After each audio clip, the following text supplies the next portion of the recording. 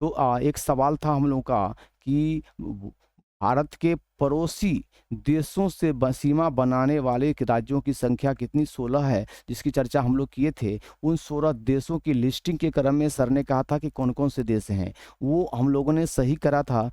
केवल ये ध्यान रखना है कि जम्मू और कश्मीर ये दोनों जैसे राज्य नहीं है, बल्कि अब केंद्र शासित प्रदेश हो चुके हैं। इस तरह से अब हम लोगों की गिनती जो होगी, यह एक जैसे गुजरात एक में, 2 राजस्थान, 3 में फिर पंजाब, फिर 4 में हिमाचल प्रदेश, 5 में उत्तराखंड, 6 में उत्तर प्रदेश, 7 में बिहार और 8 में ये सिक्किम, 8 में ये सिक्किम, और इस तरह से 9 में सिक्किम के बाद ये पश्चिम बंगाल, 9 में 10 में अरुणाचल प्रदेश 10 में, 11 में असम, 12 में शिलोंग, और 13 में त्रिपुरा, 14 में मिजोरम, 15 में मणिपुर और 16 में नागालैंड। इस तरह से 16 राज्य जो हैं वह कहीं न कहीं स्थलीय भाग से हमारे किसी किसी देश के सीमा पे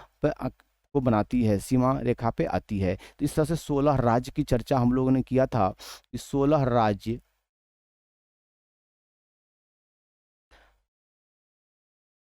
पड़ोस पड़ोसी देशों के साथ सीमा बनाती है, और 2 केंद्र शासित प्रदेश, 2 केंद्र शासित प्रदेश हम लोग जान सकते हैं कि जम्मू एंड कश्मीर और फिर लद्दाख, ये 2। तो इसकी चर्चा थोड़ी-सी हम लोग का कन्फ्यूजन की स्थिति बनी हुई थी, तो इसको हम लोग दूर करके अब आगे हम लोग बढ़ेंगे कि भारत के भौतिक स्वरूप में जो हम लोग चर्चा किए थे, हिमाद्री हिमालय तक की जो है, हिमालय की श्रेणी है, वहाँ तक हम लोगों ने चर्चा किया था, जिसे हम लोगों ने ग्रेटर हिमालय के श्रेणी में रखे थे। इससे ऊपर हम लोगों ने काराकोरम श्रेणी को भी 3 भाग में जो बाँटा गया था, उन श्रेणी को भी देखा था, काराकोरम, लद्दाख और जास्कर श्रेणी को। इसके बाद की जो श्रेणी बनी थी, उसमें हम लोगों ने चर्चा किया था कि हिमालय मुख्य रूप से 3 भाग में बँटा हुआ है, और वह 3 भाग क्या हो सकता है, तो हम इसको एक स्लाइड के माध्यम से देखना पसंद करेंगे कि वह 3 भाग यदि बनाएँ, तो एक भाग इस तरह से यदि तो यह भाग बनता है, पहला भाग ग्रेटर हिमालय जिसे कहते हैं, और दूसरा भाग को फिर मध्य हिमालय या लघु हिमालय भी कहते हैं, और एक बनता है बाह्य भाग, बाह्य हिमालय भी कहते हैं। ये 3 भागों को हम लोगों ने एक चर्चा किया था, जिसमें मध्य हिमालय पे कुछ और हमें करना है कि मध्य हिमालय को लघु हिमालय कहते हैं। तो ये हमें कोट करने की बात है कि लघु हिमालय कि मध्य हिमालय को कहते हैं, और इसकी जो ऊंचाई है वह ग्रेटर हिमालय से कम है। क्योंकि ग्रेटर हिमालय में हम लोग बताए थे कि सबसे औसत ऊंचाई यहाँ पर जो है, इसकी औसत ऊंचाई 6000 मीटर है, और सबसे अधिकतम ऊंचाई 8,848 मीटर है, जो माउंट एवरेस्ट की चोटी है, जो नेपाल और चीन की सीमा पर आती है, और उसमें नेपाल और चीन दोनों का अपना अपना दावा होता है, जिसमें नेपाल के द्वारा उसे सागर माथा हम लोग चर्चा कर चुके हैं, सागर माथा कहा जाता है, जबकि चीन के द्वारा चोमुलुंगमा कहा जाता है। इतनी चर्चा हम लोग आगे पिछले दिनों किया था। आगे मध्य जो है बीच का जो ये मध्य हिमालय है, इसमें मुख्य रूप से हमें ये समझना है कि इसकी ऊंचाई कम में है, और कम होने के कारण यहाँ पर बर्फ़ तो होती है, लेकिन सर देखेंगे कि सबसे अधिक ऊंचाई या ग्रेटर हिमालय का होता है, उसके बाद जो है उससे कम होता है मध्य हिमालय को, उससे भी कम होता है बाह्य हिमालय को। तो पर्यटक स्थल जो ज़्यादातर है वह मध्य हिमालय पर है, और निवास स्थल जो ज़्यादा है वह जो है बाह्य हिमालय पर ज़्यादा निवास स्थल है। क्योंकि मध्य हिमालय पर जो ऊंचाई है वहाँ पर ऑक्सीजन की मात्रा थोड़ी ज़्यादा मिलती है, जहाँ लोगों का घुटन महसूस नहीं होता है। लेकिन बर्फ़ जो प्राकृतिक सौंदर्य का केंद्र है वह मध्य हिमालय में अवस्थित होता है, और वहाँ पर पर्यटन का जो लुत्फ़ उठाने के लिए लोग वहाँ पहुँचते हैं। इसका सबसे मुख्य कारण है पर्यटक स्थल का कि पर्यटन के लिए एक आइडियल जो ऊंचाई होनी चाहिए वह ऊंचाई मध्य हिमालय में है। तो इस तरह से हम लोग हिमालय को कोट करेंगे कि मध्य हिमालय की जो औसत ऊंचाई है, मध्य हिमालय की औसत ऊंचाई जो है वो लगभग 3700 मीटर से लेकर के 45। एक मिनट सर, ये कलर अच्छा नहीं आ रहा है, इस पे करते हैं। बड़ा है इसमें ना, एक मिनट सर, एक मिनट, हाँ।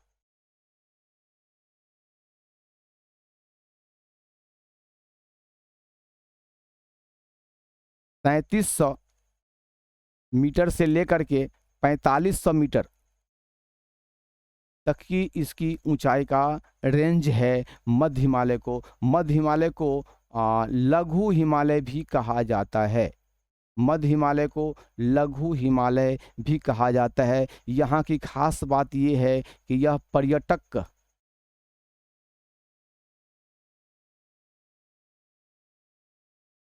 स्थल के लिए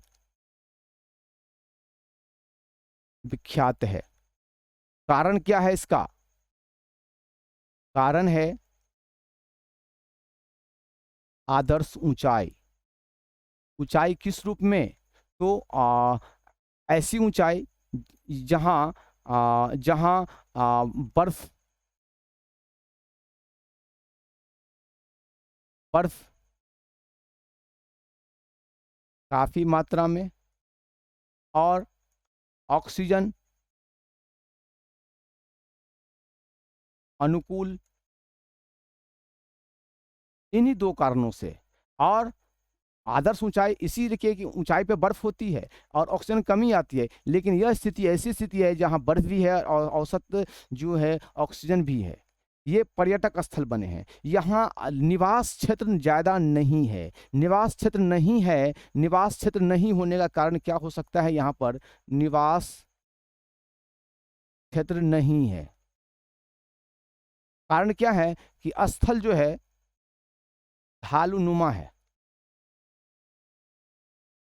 ढालू नुमा है जी। मन है, मतलब ऊंचाई जो है इसकी सबसे खड़ी तो होती है ग्रेटर हिमालय का, सबसे ग्रेट हिमालय का ऊपर का, लेकिन इसकी ऊंचाई जो है सो थोड़ी और ज़्यादा ढालवा ऐसे होती है। लेकिन अगर बाय हिमालय की बात करें तो उसकी ऊंचाई इस प्रकार से होती है। तो यह स्थल ऐसा है कि यहाँ पे बसाव हो सकता है, लेकिन यहाँ पे बसाव संभव नहीं है। इसलिए कहीं कहीं पर जहाँ थोड़ी सी भी चौड़ाई मिल जाती है वहाँ पर पर्यटन केंद्र अवस्थित बन हो जाता है। तो इसी श्रेणी को यदि हम अगर आगे बढ़ाएं तो कश्मीर या कश्मीर का हिमालय, या फिर आगे हम उसको भी देखेंगे हिमाचल का जो क्षेत्र है जहाँ दून बर्फ है, उत्तराखंड का जो क्षेत्र है, यहाँ पर पर्यटन स्थल इत्यादि मिलेंगे। पर्यटक स्थल वहाँ पर होंगे, यानी हिल स्टेशन वहाँ सबसे अधिक होती है। बर्फबारी की घटना वहाँ पर ज़्यादा होती हुई दिखाई पड़ती है। और मध्य हिमालय में लगातार जो है जो भी है वह आप अगर देखेंगे तो वो टूटा टूटा हुआ हिमालय यहाँ मिलेगा। इसका कदर इस रूप में अगर देखेंगे तो हिमालय आपको टूटा हुआ अलग अलग पार्ट में मिलेगा। और इन पार्ट में जो मुख्य हिमालय का जो भाग है उसको अगर देखना चाहेंगे तो जम्मू कश्मीर का जो क्षेत्र है, इस क्षेत्र से अगर शुरू होती है यह रेखाएं, यह जो सिलसिला है ये आगे ऐसे बढ़ती जाती है खंड खंड में। और यहाँ जम्मू कश्मीर में शुरू होता है, यहाँ पर जो एक पर्वत श्रेणी है उसका नाम है पीर पंजाल।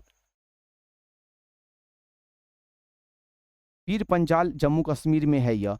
इसके बाद धौलाधार जो है वह हिमाचल प्रदेश में, यह रहा हिमाचल प्रदेश। यहाँ पर धौला धौलाघर कहेंगे, धौलाघर यहाँ पर है। जो हिमाचल प्रदेश में है। हिमाचल प्रदेश यह जगह हिमाचल प्रदेश इंगित करता है। इसको शॉर्ट में हम लोग हिमाचल को हिमाचल प्रदेश ऐसे भी लिख सकते हैं। और पीर पंजाल जम्मू एंड कश्मीर है, तो जम्मू एंड JNK भी लिखते हैं इसको। और इस तरह से नंगा पर्वत जो है, हाँ, नंगा पर्वत जो होता है ये उत्तराखंड के क्षेत्र में आता है। उत्तराखंड ये हमारा है, यहाँ पर आता है। हाँ, नंगा पर्वत, नंगा, हाँ, नहीं सर, नाग टिब्बा इसको बोलेंगे ना, नाग टिब्बा। क्योंकि नग्गा पर्वत जो है वो यहाँ पे आगे हम बताएंगे अभी, इसकी उत्तरी और पूर्वी छोर जो है उस पे यहाँ पे है ये नाग टिब्बा, ये हिमाचल प्रदेश में है। और इसके बाद आता है नेपाल का जो क्षेत्र है यहाँ पर, इसमें आता है महाभारत श्रेणी। महाभारत श्रेणी।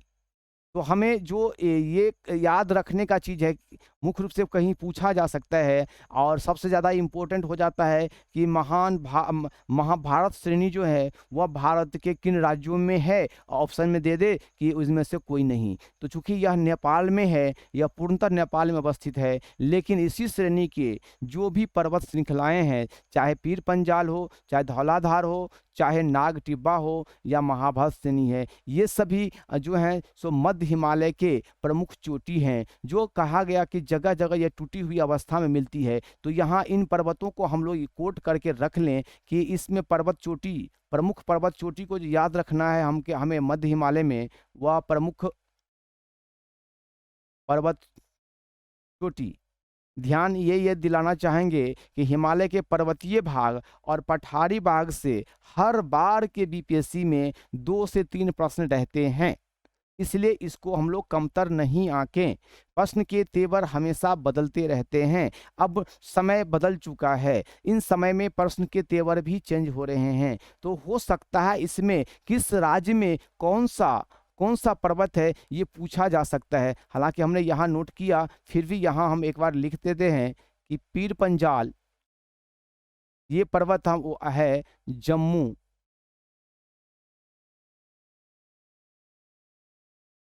एवं कश्मीर क्षेत्र में। और इसी तरह से अगर दूसरा देखें धौलाघर, तो ये है हिमाचल प्रदेश में। इनको बाद में याद करने के दृष्टिकोण से हम लोग नहीं छोड़ें। हाँ, ये है कभी कभी जो है सो इसके PDF को देख लिया करें तो और ज़्यादा अच्छा रहेगा। और पीर पंजाल, धौलाघर और नाग टिब्बा, ये 3 तो ध्यान रखना होगा। थोड़ा नाम उल्टा पुल्टा लगता है, लेकिन महाभारत श्रेणी का नाम तो हम लोग सुने हुए हैं, तो वहाँ ज़्यादा दिक्कत नहीं होगी। तो महाभारत, लेकिन याद ये रखना है कि महाभारत श्रेणी जो है या महाभारत पर्वत की जो श्रेणी है, इसमें कई चोटियाँ आ जाते हैं, इसलिए महाभारत श्रेणी कहा गया है। यह जो है सो नेपाल में है, ये थोड़ा सा ध्यान रखना होगा। चलिए, मध्य हिमालय की जो मुख्य बातें थी यहाँ हम लोगों ने कर लिया। और इसके बाद हम लोग आगे बढ़ेंगे बाय हिमालय की ओर। खंड खंड में और भी इनके दर्रा प्रमुख स्थल को भी हम आगे देखते रहेंगे। समय के अनुकूल जिस टॉपिक पे हम लोग पहुँचेंगे वहाँ उसको भी देखने का हम लोग प्रयास करेंगे। आगे बाय हिमालय को देखते हैं। बाय हिमालय जो यह सबसे अंतिम लाइन है, यह बाय हिमालय का भाग कहलाता है। और यह हिमालय जो है इसकी ऊंचाई और कम है, बाय हिमालय की औसत ऊंचाई और ज़्यादा कम है। बाय हिमालय के लिए हम एक और अलग स्लाइड सिलेक्ट कर लेते हैं।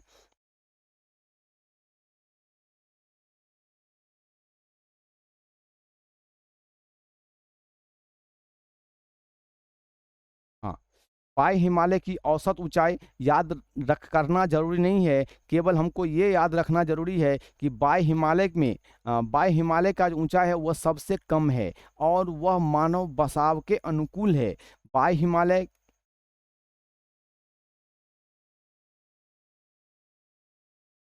Just minute.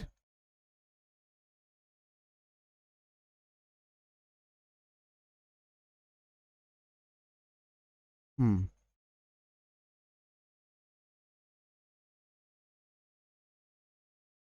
ड्रॉट, हाँ सर। बाय हिमालय की औसत ऊंचाई अगर ध्यान देने की बात है तो 900 से मात्र 1300 मीटर है। और याद यहाँ ये रखना है कि सबसे कम ऊंचाई ये है। और कम ऊंचाई के कारण फलस्वरूप क्या होता है कि यहाँ पर काफ़ी सुविधा मिल पाती है। यहाँ पर यह मानव बसाव, इसी के कारण क्या होता है यहाँ पर, तो मानव बसाव संभव है, क्योंकि यहाँ पर सड़क, बिजली, आवास निर्माण, ये सारी सुविधाएं अब उपस्थित हो सकती है। तो यहाँ पर एक चीज ध्यान रखेंगे, हिल स्टेशन नहीं होता है यहाँ पर,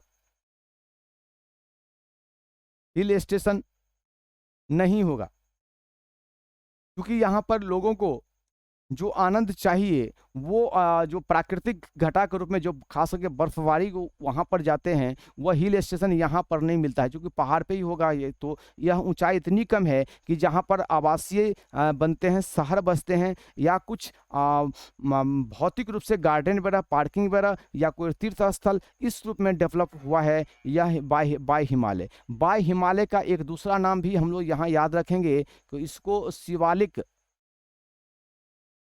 हिमालय भी कहते हैं।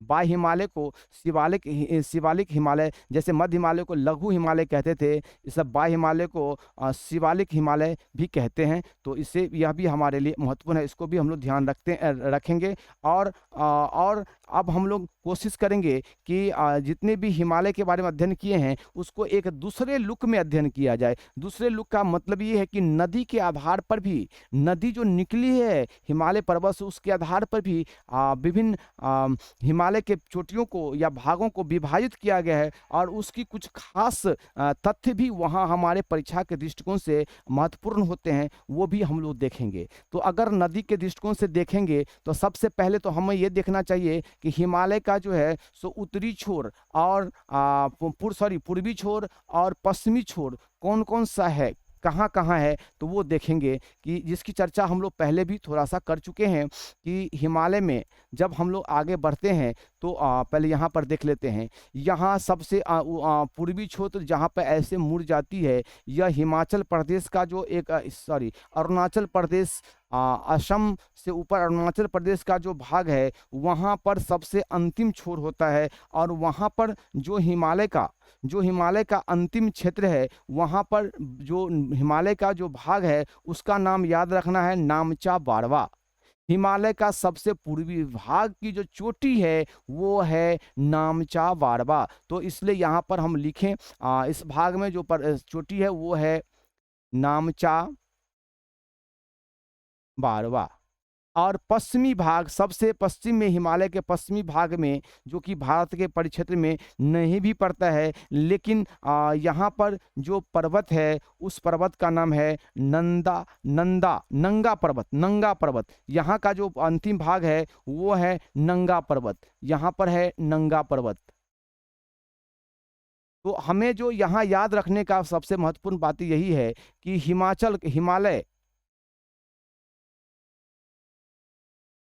के सबसे पूर्वी चोटी, यह पूर्वी चोटी याद रखना है, नामचा बारवा।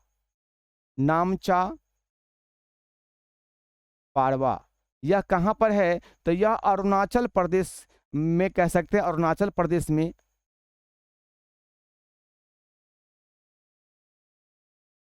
अरुणाचल प्रदेश के क्षेत्र में कह सकते हैं। और एक चीज और कहेंगे, हाँ सर।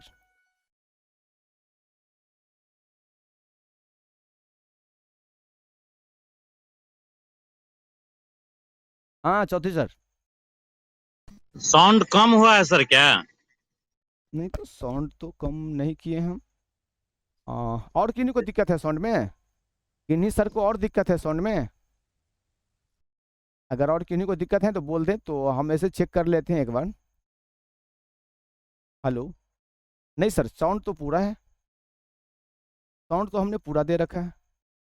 इससे ज़्यादा अगर हम साउंड बढ़ाएंगे तो आवाज़ फिर वाइब्रेशन ज़्यादा आ जाएगा, साउंड घरघराने लगेगा।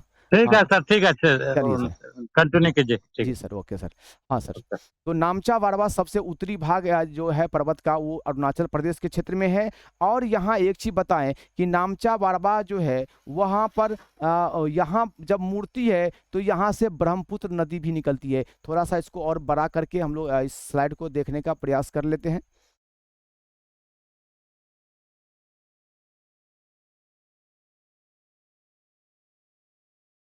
ये ब्रह्मपुत्र नदी जो आ रही है यहाँ से ऐसे आकर के मूर्ति है, तो यहाँ पर इसमें पर्वत नहीं दिखाया गया है ठीक से, लेकिन नामचा बारवा का क्षेत्र जो है यहीं पे है, सबसे पूर्वी भाग का चोटी नामचा बारवा। ये सर। और हमने अभी बताया था कि पश्चिमी भाग जो है वो नंगा पर्वत जो है सबसे पश्चिमी चोटी है हिमालय का। तो दो चोटी हमारे लिए महत्वपूर्ण है। हाँ, एक चीज और यहाँ याद रख लें तो बेहतर है कि नामचा बारवा पर्वत के पास में, यहाँ पे कोट करते हैं हम लोग,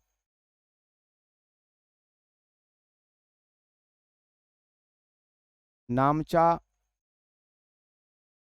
बारवा पर्वत के पास ब्रह्मपुत्र नदी दक्षिण की ओर मुड़ जाती है। दक्षिण की ओर मुड़ जाती है जी। ये महत्वपूर्ण है, हम याद रखना हमारे लिए। चलिए, तो इसमें ये हमें जरूरी था। अब इसको अगर एक क्रम में देखा जाए तो अगर हम इस तरह से सजाते हैं, श्रेणी वाइज अगर इसको देखते हैं पर्वत को, तो अगर मान लीजिए चोटी को बनाते जाएं तो सबसे बड़ी चोटी, उसके बाद चोटी, इसके बाद फिर चोटी, इस तरह से क्रम यदि बना दें तो सबसे अंतिम भाग जो अगर इसको हम दिखाएं तो अंतिम भाग ये होगा हमारा नामचा पाड़वा। और यहाँ पे हमने चर्चा किया था नाग टिब्बा, सॉरी नाग टिब्बा नहीं सर, नंगा पर्वत, नंगा पर्वत सॉरी। यहाँ पे हमने चर्चा किया था नंगा पर्वत, नंगा पर्वत।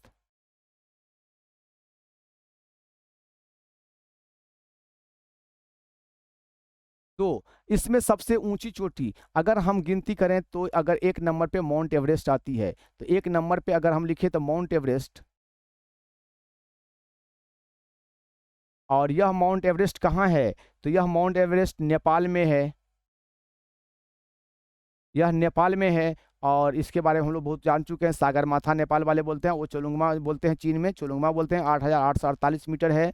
और दूसरे नंबर की चोटी अगर देखा जाए जो कि जम्मू कश्मीर के जम्मू कश्मीर क्षेत्र में हम लोगों ने काराकोरम श्रेणी को दिखाया था, काराकोरम श्रेणी दिखाया था, सबसे ऊपरी भाग में 3 श्रेणी, काराकोरम, जास्कर और लद्दाख 3 श्रेणी। तो काराकोरम श्रेणी में सबसे ऊंची है। तो दूसरी सबसे ऊंची चोटी अगर कहा जाए तो इस तरह से अगर बनाएं तो यह दूसरी सबसे ऊंची चोटी K2 आएगा, इस तरह से अगर देखते हैं तो ये क्या होता है, हिमालय से पश्चिम की ओर में काराकोरम है, ये थोड़ा सा ध्यान रखना है। लेकिन अगर इसके बाद आगे बढ़ते हैं जो कि भारत की चोटी, पहले भी चर्चा कर चुके हैं कि K2 भारत की सर्वोच्च चोटी नहीं है, माउंट एवरेस्ट भारत की सर्वोच्च चोटी नहीं है, लेकिन K2 को मान के चलते हैं कि यह भारत की ऊंची चोटी है। लेकिन यह है कहाँ? तो पाक ऑक्यूपाइड कश्मीर में है। तो प्रश्न सीधे पूछे सबसे ऊंची चोटी, तो ऑप्शन में अगर ऐसा क्लियर नहीं हो कि भारतीय अधिकार क्षेत्र में क्लियर नहीं हो तो हम लोग K2 को लगा देंगे ठीक। लेकिन भारतीय अधिकार क्षेत्र की यदि बात आ जाए तो फिर यह फेल हो जाएगा, इसका नाम नहीं आएगा। तब हम लेंगे तीसरी चोटी। ये तीसरी नंबर की चोटी जो आएगी वो तीसरी नंबर के चोटी को हम लोग देखने का प्रयास करेंगे। इसका नाम है कंचनजंगा। कंचनजंगा जो चोटी चोटी है यह भी सिक्किम और नेपाल के सीमा पर है। तो अगर यहाँ पर हम देखें तो यह सिक्किम और नेपाल यहाँ पर है, सिक्किम और नेपाल वाले इस सीमा पर आता है ये कंचनजंगा की चोटी जो आती है। यानी अगर इस पे हम बात करें सिक्किम और भारत की नेपाल की बात करें, चूंकि सिक्किम भारत में है तो आधा नेपाल में और आधा भारत में, पूर्णतः भारत में यह कंचनजंगा भी हमारी पर्वत चोटी नहीं है, कंचनजंगा भी पूर्णतः भारत में नहीं है, पूर्णतः भारत में नहीं है। तो फिर कहाँ है? तो यह पर्वत, यह जो है यह नेपाल और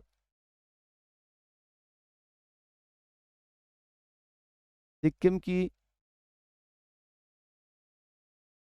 सीमा पर है। सीमा में दृढ़ीकरण होना चाहिए। चलिए सर, रहने देते हैं। थोड़ा लिखने में दिक्कत हो रही है, कुछ दिन हम लोगों का लिखना ही पड़ेगा, उसके बाद ही ठीक होगा। तो हमने कोशिश किया कि थोड़ा सा लिखने का भी हम काम करें। एक आध 2 4 5 रोज में संभवतः हम लोग का राइटिंग भी सुधरेगी, क्योंकि जिस टैबलेट पेन पे लिखा जा रहा है वहाँ से ग्रिप नहीं बल्कि स्लिप होता है, इसलिए राइटिंग पूरी बेकार हो जाती है। तो नेपाल और सिक्किम के जो है सीमा पर अवस्थित है, पूर्णतः भारत में नहीं है। तो ये भी ध्यान रखेंगे, यह 3 जो पर्वत मुख्य रूप से बड़ी है जो मानी जाती है, इसको कहते हैं, इसकी लंबाई है 8,848 मीटर, जबकि काराकोरम श्रेणी का जो है वह 8,611 मीटर है। जबकि कंचनजंगा का निकालें तो कंचनजंगा का 8,598 मीटर है। तो यहाँ तक भारत में नहीं आ रही है। लेकिन पूर्णतः भारत में अगर देखा जाए तो उत्तराखंड का जो क्षेत्र है, यहाँ पर यह क्षेत्र, इसको हम यहाँ पर देख सकते हैं उत्तराखंड में। इसके पास में एक जो पर्वत आती है, उस पर्वत श्रृंखला का नाम है नंदा देवी। तो ये नंदा देवी जो है वो पूर्णतः भारतीय क्षेत्र में है। तो नंदा देवी को हम लोग नोट करके रख सकते हैं कि नंदा देवी पूर्णतः भारतीय क्षेत्र की सबसे बड़ी चोटी। यह पूर्णतः भारतीय क्षेत्र की सबसे बड़ी चोटी कह लें, या हिमालय की, भारतीय क्षेत्र में हिमालय की सबसे बड़ी चोटी कह लें, दोनों ही स्थिति में यही सबसे बड़ी चोटी है। तो ये भी यहाँ पर ध्यान रखना है। 2 बातें यहाँ महत्वपूर्ण है कि पूर्णतः भारतीय क्षेत्र, पूर्णतः भारतीय क्षेत्र में हिमालय की सबसे बड़ी चोटी। जी हाँ सर। तो ये भी दोनों पॉइंट यहाँ बनता है, इस दोनों पॉइंट को भी हम लोग कोट करके रखें। भारत की ऐसी सबसे ऊंची चोटी शिखर जो कोई विवाद नहीं है, पूर्णतः भारत के राज्य क्षेत्र में है, तो वह होगा नंदा देवी। और नंदा देवी का ऊंचाई 8,000 में नहीं है बल्कि 7,817 मीटर है। जी सर। तो इसको हम लोग ध्यान रख सकते हैं कि 7,800 मीटर। जी, इसको हम लोग कोट करके रखें, 7,817 मीटर भारत के पूर्णतः भारतीय अधिकार में जो सबसे ऊंची चोटी है वह नंदा देवी है। यह हमारे लिए काफ़ी महत्वपूर्ण था, इसे दिखाना था। अब हम लोग कोशिश करेंगे कि भारत को एक नए रूप में इस हिसाब से कहें कि नदी के आधार पर हम लोग दिखाने का प्रयास करें कि हिमालय को कितने भाग में बांट करके हम लोग अध्ययन कर सकते हैं, देख सकते हैं। उसकी चर्चा थोड़ा हम लोग अब आगे बढ़ेंगे। हिमालय को नदी के आधार पर, हालांकि नदी का पिक्चर इसमें अच्छा नहीं आ रहा है, तो हम सेलेक्ट करते हैं।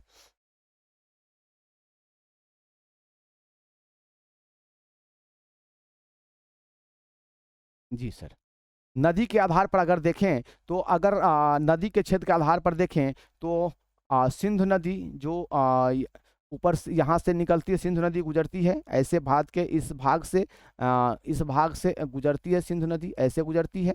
तो हम लोग मुख्य रूप से जो देखना है भारत के हिमालय परिप्रेक्ष्य में, तो सतलज नदी को देखेंगे। जो सतलज नदी जो है वह सतलज नदी पंजाब और हिमाचल, इस दोनों के बीच में होकर के निकलती है। तो सिंधु नदी की अगर चर्चा करें तो वह कश्मीर क्षेत्र से या पंजाब के क्षेत्र से निकलती है। तो हम लोग ऐसे दिखा सकते हैं सिंधु नदी को। इस हिसाब से अगर दिखाएं तो एक तरीके से ऐसे दिखा सकते हैं सिंधु नदी को।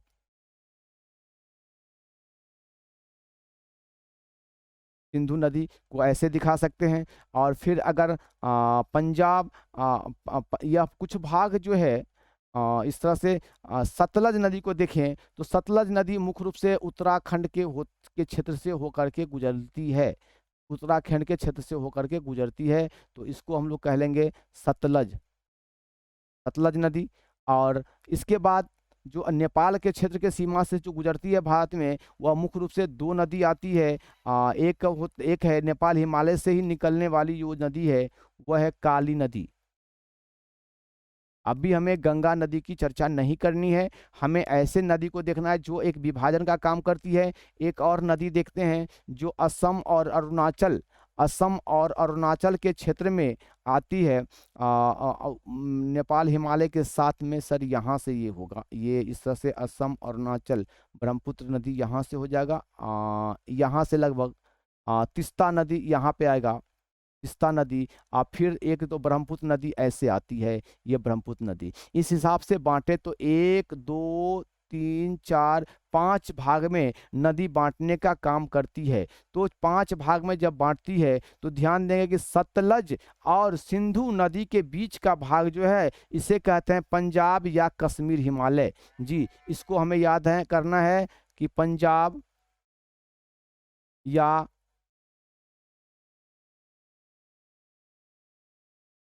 कश्मीर हिमालय। जी, पंजाब या कश्मीर हिमालय जो है वह सतलज और सिंधु नदी के बीच का भाग है। फिर इसी तरह से आ जाए कि काली नदी और सतलज नदी के बीच का भाग जो है, यह भाग जो होगा सो कुमायूं हिमालय कहलाएगा। ये कुमायूं हिमालय होगा। इसके बाद काली और तीस्ता नदी के बीच का भाग जो होगा, यह नेपाल हिमालय कहलाएगा। जी, इसके बाद ब्रह्मपुत्र और तीस्ता नदी के बीच का भाग जो है, यह असम और अरुणाचल हिमालय, असम अरुणाचल या असम भी कहते हैं इसको, असम और अरुणाचल हिमालय। इस तरह से हमने तो 4 भाग में बांटा। पुस्तकों में थोड़ी सी अंतर है, क्या कि पंजाब हिमालय को एक अलग बना दिया गया है और कश्मीर हिमालय को अलग बना दिया, तो इस हिसाब से 5 हिमालय के रूप में देखा जाता है। ऐसे हमने 4 हिमालय को दर्शाया है। यहाँ ये बताना कि किसी किसी किताब में कहीं पंजाब हिमालय को अलग कर दिया और कश्मीर को अलग कर दिया, किसी किताब में एक ही साथ रख लिया गया है, लेकिन 5 भाग में दिखाया गया है हिमालय के बंटवारा को। तो परीक्षा में हिमालय को कितने भाग में बांटा गया वो ज़्यादा महत्वपूर्ण नहीं है। महत्वपूर्ण ये होता है कि पंजाब हिमालय जो अगर है तो वह किस क्षेत्र में है और किन दो नदियों के बीच में है, वो थोड़ा सा याद रखने का चीज़ है। तो उसको हम लोग इसी हिसाब से थोड़ा सा एक नोट बना लेंगे कि पंजाब हिमालय की यदि चर्चा करें तो पंजाब हिमालय जो होगा, पंजाब हिमालय यह सिंधु और सतलज के बीच में होगा। और इसके बाद अगर कुमायूं हिमालय की बात करें, जैसा कि यहाँ पर हम लिख दिए हैं, हम दोबारा लिखने का मतलब ये है कि एक नोट भी तैयार होगा और आपको आपका रिवीजन भी हो जाए। उसको कुमायूं हिमालय सर, जी सर, कुमायूं हिमालय जो है सतलज और काली नदी के बीच होगा। सतलज और काली नदी को, काली नदी का एक नाम और याद रखना हमें, काली नदी को शारदा नदी भी कहते हैं। काली नदी को शारदा नदी भी कहते हैं, ये प्रश्न पूछा जा चुका है। स्टाफ सिलेक्शन कमीशन में, एसएससी में तो कई बार पूछा जा चुका है ये प्रश्न। तो हमें भी यहाँ ध्यान रखना है, काली नदी को शारदा नदी के नाम से भी जाना जाता है। तो इस तरह से अगर हम लोग इसको ध्यान रखें तो बेहतर होगा। बाकी और हम लोग समझ सकते हैं कि काली और तीस्ता के बीच में नेपाल हिमालय आता है, जो खासकर नेपाल क्षेत्र में ही है, इसलिए यह ज़्यादा ये नहीं है। हमें ये दो नदी को जनरली याद रखना है, जो परीक्षा के दृष्टिकोण से ये दोनों आ जाते हैं। असम और अरुणाचल तो मुख्य रूप से नाम के साथ ही जुड़ा हुआ है, लेकिन फिर भी ध्यान हम सबों को रख सकते हैं कि असम और अरुणाचल हिमालय जो है वह ब्रह्मपुत्र और तीस्ता नदी के बीच में आती है। तो नेपाल हिमालय काली और तीस्ता के नदी के बीच के भाग में आती है। तो नेपाल हिमालय हम बार बार फोकस करना चाहेंगे कि कुमायूं हिमालय काफ़ी ज़्यादा परीक्षा का दृष्टिकोण से महत्वपूर्ण बन जाता है, लेकिन फिर भी सारे महत्वपूर्ण हैं, तो सारों को हम लोग देख लेने में क्या दिक्कत है। तो नेपाल हिमालय जो है सो काली और तीस्ता नदी के बीच में, और फिर असम हिमालय, असम हिमालय जो है यह का तीस्ता, और फिर ब्रह्मपुत्र, इन नदी के बीच के भाग को इस हिमालय के नाम से हम लोग जानते हैं। अब इसमें एक चीज और समझेंगे कि सिंधु नदी की चर्चा किया, इस पे एक प्रश्न बनता है कि सिंधु नदी जो है,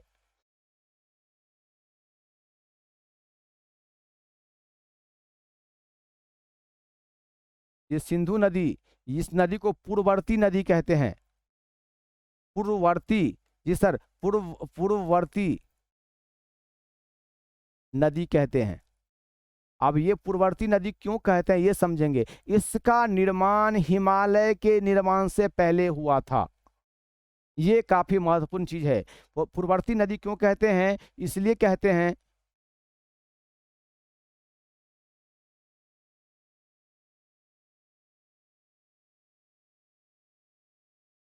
इसका निर्माण हिमालय के निर्माण से पहले हुआ था। जी हाँ, यह इसीलिए इसे पूर्ववर्ती नदी कहा जाता है। जो नदी उस जिस पहाड़ी से या पर्वत से निकलते हैं, तो उनके निर्माण से अगर पहले निर्मित होती है तो ऐसे नदी को जो है ऐसे नदी को जो है सो पूर्ववर्ती नदी कहा जाता है। तो वो हम लोग ध्यान रख सकते हैं, इस तथ्य को भी ध्यान रख सकते हैं। परीक्षा के दृष्टिकोण से यह भी हमारे लिए एक महत्वपूर्ण टॉपिक पॉइंट बन जाता है, इसलिए इसकी चर्चा हम लोग कर दिए हैं। अब आगे सर, आगे अगर हम लोग देखने का प्रयास करेंगे कि विभिन्न राज्यों में किन किन राज्यों में कौन कौन से पर्वत श्रेणी आते हैं, तो उनका भी एक लिस्टिंग करने का हम लोग काम करेंगे। और इसके साथ साथ हम लोग देखेंगे, चलिए पहले इसको देख लेते हैं कि कौन कौन से नदी की जो है, सॉरी, कौन कौन सी पर्वत की श्रेणी जो है वह किन किन राज्यों से होकर के आती है। तो जैसे कुमायूं हिमालय हमने बताया, तो कुमायूं हिमालय जो है उत्तराखंड के क्षेत्र से आता है, ये तो हम लोग समझ सकते हैं। लेकिन एक लिस्टिंग हम लोग को रखना होगा, जो कहीं ना कहीं कुछ राज्य से संबंधित नहीं होते हैं, सीधे तौर पे प्रश्न आ जाते हैं। जैसे नेपाल हिमालय की चर्चा किया हमने, तो नेपाल हिमालय में, नेपाल में वो नेपाल की जो हिमालय है यह हिमालय की श्रेणी है, और इस श्रेणी में जो भी पर्वत आते हैं उनमें से कुछ ऐसे पर्वत हैं जो भारतीय नाम के दृष्टिकोण से, या भारतीय जो हिंदी भाषा या अध्यात्म है उससे जुड़ा हुआ कुछ नाम है, इसलिए वह काफ़ी महत्वपूर्ण हो जाता है परीक्षा के दृष्टिकोण से। इसलिए उन नाम को भी हम लोग देखने का प्रयास करते हैं। तो इसमें एक सेकंड और मुझे समय दे देंगे, थोड़ा सा एक और डुप्लीकेट कर दें। हाँ जी सर।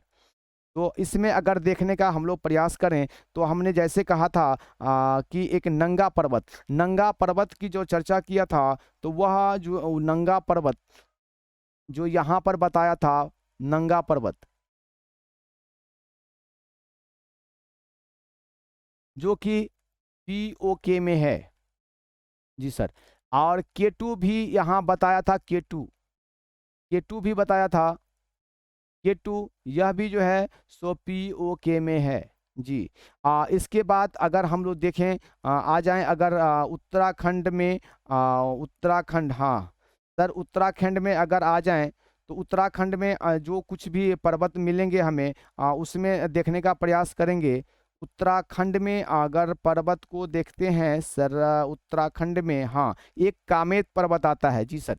यह उत्तराखंड में अगर हम देखें तो कामेत, इसको याद रखते हैं, सारा नहीं देखना हमें, ऐसा देखते हैं जो हमारे परीक्षा के दृष्टिकोण से महत्वपूर्ण होता है। पर्वत की श्रेणी अगर देखें, तो यहाँ से यहाँ पर हिमालय की चोटियां जो है 100 से ऊपर श्रेणी हैं, और नामकरण के नाम पे 100 से लगभग 100 के आसपास श्रेणियों का नामकरण भी हो चुका है। तो इतनी सारी श्रेणी हमारे लिए महत्वपूर्ण नहीं है, सारे को नहीं देखना हमें। नेपाल में जो कुछ पर्वत श्रेणी है इसको थोड़ा सा फिर से देखने का प्रयास करेंगे। नेपाल में है धौलागिरी,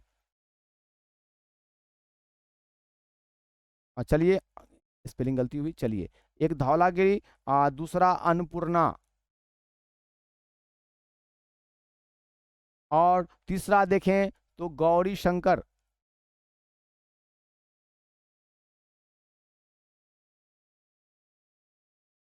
गौरी शंकर।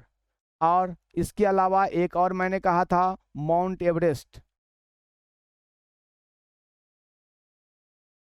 ये प्रमुख चोटी नेपाल के क्षेत्र में है। और भी एक चोटी है नेपाल में, वो है मकालू।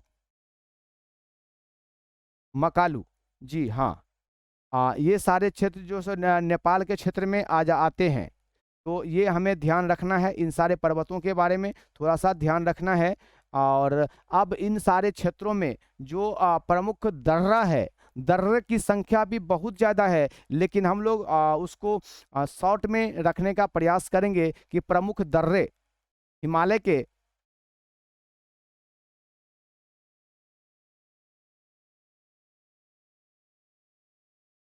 प्रमुख दर्रे, तो दर्रे को ध्यान देंगे, इसको पास भी बोलते हैं और इसको ला भी बोलते हैं। कहीं पर पास मिलेगा, कहीं पर ला मिलेगा, कहीं पर दर्रे मिलेगा, लेकिन ज़्यादातर ला लगा हुआ मिलेगा। तो एक हम लोग जो याद रखते हैं, कुछ दर्रे को जो याद रखना है, जो खास करके जम्मू कश्मीर के क्षेत्र में है, ऐसे महत्वपूर्ण जो दर्रे हैं उसको याद करने का कोशिश करेंगे कि जैसे बुर्जिल, बुर्जिल या जोजिला या फिर काराकोरम। काराकोरम श्रेणी, पर्वत श्रेणी भी है और वहाँ दर्रा भी है। तो काराकोरम और बनिहाल। बनिहाल काफ़ी ज़्यादा इम्पोर्टेंट है। बनिहाल में एक सुरंग है जो भारत की सबसे लंबी सुरंग है, जहाबहार सुरंग, इसको भी हम लोग देखेंगे। और फिर चांगुला और खारदुंगला, ये कुछ महत्वपूर्ण है, किसी न किसी रूप से इसकी महत्ता बढ़ जाती है, तो यहाँ से भी प्रश्न आ सकते हैं। तो चांगुला, इस बार पर्वतीय क्षेत्र में या भारत के भौतिक क्षेत्र से प्रश्न बहुत ज्यादा आने की संभावना बन जाती है। यूं तो मैंने कहा कि हर प्रश्न में परीक्षा में 2 से 3 प्रश्न आते हैं, लेकिन इस बार संभावना और ज़्यादा बढ़ जाती है। क्योंकि ज्योग्राफी की यदि चर्चा करते हैं तो विश्व ज्योग्राफी को छांट दिया गया, केवल भारत और बिहार के परिप्रेक्ष्य में ज्योग्राफी को देखना है। तो इसीलिए भौतिक स्वरूप सबसे इम्पोर्टेंट बन जाता है, इसलिए हम थोड़ा सा डिटेल में पढ़ाने का कोशिश किए हैं। इसको ये नहीं समझेंगे कि बहुत हाई लेवल पे लेकर चलते हैं। इसको हम लोग जो जो अभी भी बहुत कुछ छांट के चलते हैं हम लोग, जो हमारे लिए बहुत इम्पोर्टेंट है उस हिसाब से। खारदुंगला, तो नाथुला, नाथुला दर्रा इसमें नहीं है, अच्छा ठीक है। बुर्जिल, जोजिला, काराकोरम, बनिहाल, चांगुला और खारदुंगला। खारदुंगला भी काफ़ी ज़्यादा महत्वपूर्ण है। यह खारदुंगला जो है यहाँ से जो माउंट एवरेस्ट या तीर्थ स्थल पर लोग जो जाते हैं तो इसी पास से होकर के राजस्थान, मध्य प्रदेश, राजस्थान, पश्चिमी उत्तर प्रदेश या दिल्ली आदि क्षेत्र के लोग ऐसे ही यहाँ से इस पास घुरते हैं। जम्मू कश्मीर वाले इस क्षेत्र से घुसते हैं। वहाँ खारदुंगला जो दर्रा है, दो दर्रा समझाने में कहीं दिक्कत हो रही होगी आप लोगों को। दर्रा और पास का मतलब ये होता है कि ऐसा दो पर्वत है, तो पर्वत के बीच का जो भाग है इसी को हम लोग दर्रा बोलते हैं, या घाटी भी बोलते हैं। घाटी यदि कहते हैं, यह 2 प्रकार की होती है। एक यू आकार की घाटी होती है और एक भी आकार की घाटी होती है। यू आकार की घाटी से नदी ज्यादा निकलती है, ज्यादातर नदी यू आकार की घाटी से निकलती है।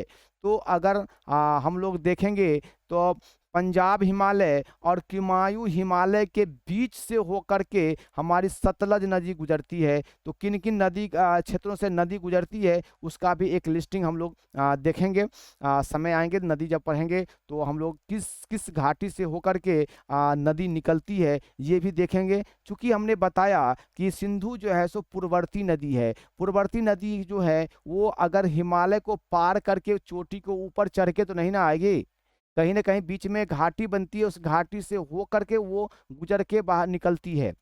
हमारे भारतीय क्षेत्र में भी जितनी नदियां गुजरेगी उसमें भी विभिन्न जगह जल विभाजक का काम होगा। एक राजस्थान भी जल विभाजक काम करता है, एक दिल्ली भी जल विभाजक का काम करता है, एक विंध्याचल प्रदेश मध्य प्रदेश यहाँ भी जल विभाजन काम करता है। ये भी हम लोग देखेंगे, समय आएगा आगे हम लोग चर्चा करेंगे। तो यहाँ इस सारे दर्दों में जो मैंने कहा, बुर्जिला बुर्जिल या बुर्जिला भी बोलते हैं, बुर्जिला भी बोलते हैं, इसको बुर्जिला या बुर्जिल भी बोलते हैं, जो जिला काराकोरम, बनिहाल, चांगुला और खारदुंगला।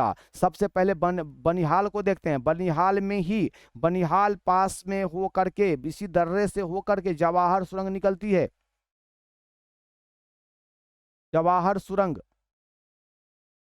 इसी में है, जो भारत की सबसे लंबी सुरंग है। जवाहर सुरंग भारत की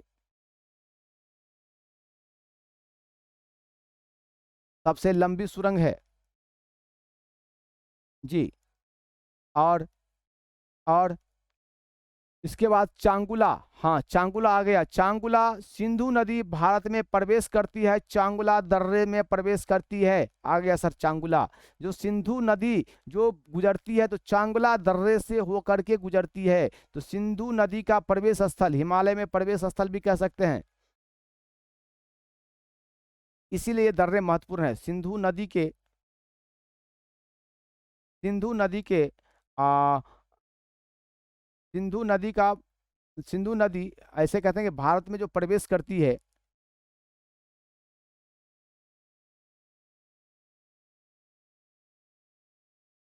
भारत में इसी दर्रे से गुजरती है। जी सर। तो हमें याद रखना है, सिंधु नदी के बारे में भी थोड़ा सा याद रखना है। चांगुला दर्रे से सिंधु नदी गुजरती है, तो ये इस हिसाब से हमारे लिए महत्वपूर्ण होता है। अब खारदुंगला जो है, यह विश्व की सबसे ऊंची जो है यह एक समझिए कि पारगमन या मोटर गमन दर्रा है, जहां से कि गाड़ी बर्फ पास कर जाती है खारदुंगला में। हालांकि फोर व्हीलर नहीं पास करती है, मोटरसाइकिल टू व्हीलर वगैरह सब जा सकती है, क्योंकि ढाल अभी भी बहुत ज़्यादा है। लेकिन इसको इस रूप में हम लोग याद रख सकते हैं कि यह विश्व की सबसे ऊंची मोटर गमन योग्य दर्रा है। इस रूप में इसको हम लोग याद रख सकते हैं, विश्व की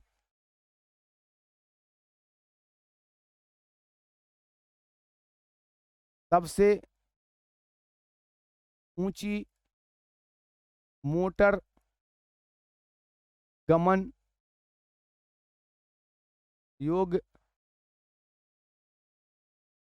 दर्रा है। जी सर। सबसे ऊंची मोटर गमन योग्य दर्रा के रूप में खारदुंगला। तो फिर से एक बार रिपोर्ट करें हम लोग कि हमें याद रखना है खारदुंगला को और चांगुला को और बनिहाल, ये तीनों तो बहुत काफी महत्वपूर्ण है, याद रखना ही है। हालांकि अगर हम बात करें, ये जितना भी दर्रा हमने लिखा है, ये सारे दर्रे का जो मुख्य क्षेत्र है, यह क्षेत्र जो इसका याद रखेंगे, इस क्षेत्र को याद रखेंगे, तो यह है जम्मू एंड कश्मीर में। जम्मू एंड कश्मीर क्षेत्र में ये सारे दर्रे इसी क्षेत्र में आते हैं। जी हाँ, इतना हम लोग को याद रख सकते हैं आज जम्मू कश्मीर में। और इसके बाद भी अगर कुछ दर्रे अगर हिमाचल प्रदेश में हैं, यहाँ भी कुछ दर्रे महत्वपूर्ण हैं, तो हिमाचल प्रदेश में जो महत्वपूर्ण दर्रे हैं उसको भी हम लोग देख सकते हैं। तो इसमें है बारालापचा और रोहतांग और सिपकिला। जी, बारालापचा, रोहतांग और सिपकिला, ये सभी हिमाचल प्रदेश में हैं। और ये ऐसे दर्रे हैं जो ठंड में, चूंकि ऊंचाई ज़्यादा है, बर्फ गिरती है, तो ठंडा में ये दर्रे बंद हो जाते हैं। और सिपकिला को भी अगर देखें तो लिख ही लेते हैं सर, ये सारे दर्रे को लिख लेना बेहतर होगा। जी, हमने कहा बारा लापचा और रोहतांग के बाद सिपकिला, ये तीन दर्रे में से जो सबसे महत्वपूर्ण हम याद कर लें इसमें कि सिपकिला हमारे लिए कितना इम्पोर्टेंट है कि सिपकिला नदी से होकर के ही सतलज नदी भारत में प्रवेश करती है। तो सतलज नदी हिमाचल प्रदेश में जब घुसती है तो वह हिमाचल प्रदेश ये हो गया, इस क्षेत्र से गुजरती है सतलज नदी। सतलज नदी तो इस यह जो पास करते इस दर्रे का जो नाम है सिपकिला। तो सतलज नदी भारत में प्रवेश करती है।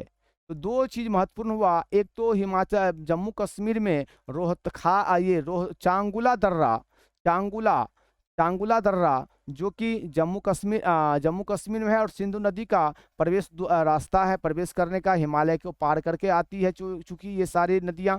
और सतलज यह भी जो है सो भारत में प्रवेश करती है सिपकिला दर्रा से होकर के। तो सिपकिला हमारे लिए इसलिए पे भी महत्वपूर्ण है कि यह दर्रा जो है वह सतलज का जो है पास करने का मुख्य रास्ता देती है। अब हम लोग थोड़ा सा ही चर्चा करें कि अगर हमें ये सतलज नदी और सिंधु नदी जो पास करती है, आखिर ये सारी नदियां निकलती कहाँ से हैं। तो अगर इस नदी की निकलने की चर्चा करें, एक सेकंड हम इसको थोड़ा सा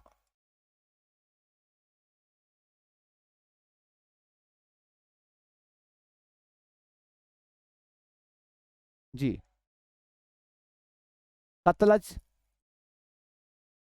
हाँ ये जो हमने कहा कि सतलज और सिंधु नदी की चर्चा किया, तो ये सारी नदियां जो निकलती है तो यहाँ पर ये तिब्बत का क्षेत्र है और सारी नदियां लगभग यहीं से निकलती है। मुख्य नदियां सिंधु नदी यहीं से निकलती है, सतलज नदी यहीं से निकलती है, गंगा नदी यहीं से निकलती है, यमुना नदी यहीं से निकलती है, ब्रह्मपुत्र नदी यमुना को, हाँ यमुना भी ठीक है, और ब्रह्मपुत्र नदी भी यहीं से निकलती है। तो ये ध्यान रखेंगे जो भारत की जो मुख्य नदियां हैं, अगर सिंधु है, सिंधु ले या फिर ब्रह्मपुत्र लें या फिर सतलज लें या फिर गंगा लें, खासकर अभी हम ये चार पे करते हैं। ये चारों नदियों का उद्गम स्थल यानी सिंधु, गंगा, ब्रह्मपुत्र, हाँ एक छूट गया सतलज, सतलज का उद्गम स्थल कहाँ है। तो इन सारों का उद्गम स्थल है तिब्बत का पठार, तिब्बतीय भाग से निकलती है। ये सारी नदियां जो है तिब्बतीय भाग से निकलती है,